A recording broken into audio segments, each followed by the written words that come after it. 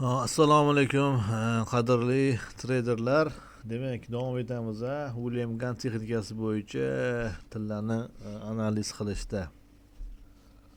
Hop, bir grafiki bilan birinchi kvadrat Gann sistemasida ko'ramiz, keyin korobkaga o'tamiz. Kvadrat Gann sistemasi bo'yicha bozor hozir 5182 4819 orasida turibdi. Demak, kutilayotgan keyingi natija bizlar dальнейший rost bozori demak 5182 ga va agar bu ham yorib o'tadigan bo'lsa, retestdan kelgan yana maksimumni обновить qilishiga prognozimiz bor. Alternativniy variant qanaqa bo'lishi mumkin? Alternativniy variant, asosiy variant bozor o'sishiga, alternativniy variant esa agar bozor pasaydigan bo'lsa, u holda yana keyingi mana bu zonadan retestdan keyingi pastki zonaga 4489 ga demak kutamiz. Bir soatlik time frame'da demak kvadrat Gann sistemasi bo'yicha mana ko'ryapsizlar, mana bu уже bir oydan beri, почти 2 haftadan beri mana bu zonadan o'ta olmayapti bozor.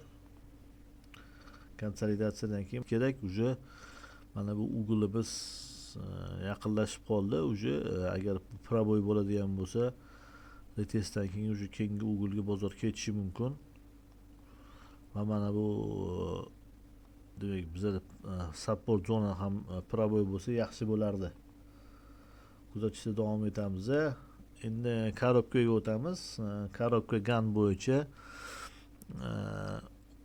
hop, lutch yoqadigan bo'lsak,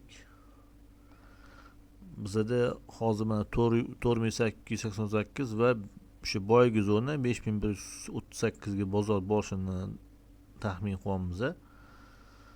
Va bu yerda korobka Gann sistemasi bo'yicha agar bozor pastga yurib proboy bo'ladigan bo'lsa, уже mana ikkita uglimizdan pastki proboy va уровень proboy bo'ladigan bo'lsa, u holda уже retestdan keyin keyingi zona 4637 va 4387 ga bozor keyingi uglga ketishi mumkin. Hop, 1 soatlik time frame ga o'tamiz. 1 soatlik time frame da hozircha bozor bizda demak urovlarimiz 4902 dan tepada yopilgan. Hozir endi taxminimiz bo'yicha mana bu uglga va уровень support, to есть rezistensiya zona kelsa kerak 5027 ga. Alternativniy variant esa keyingi zona mana pastdagi uglga поддержка sifatida va 4777 ga bozor kelishi mumkin. Bu yerdan yana qanaqadir boshqacha trend kutamiz. Hop, demak bizda mana bu yerda Amerika Qo'shma Shtatlarida chiqadigan novostlar vaqti mana kecha ko'rdinglar, mana juda kuchli qulash bo'ldi. 6:30 dan 6:15 da chiqqan vaqtida. Buni ham demak hisobga olishimiz kerak bozor vaqtida. Hop, demak ko'ryapsizlar, Gann sistemasi bo'yicha taxminiy prognozlarimiz juda yaxshi ishlayapti. Kuzatayotgan muxlislarimiz yaxshi bilishadi.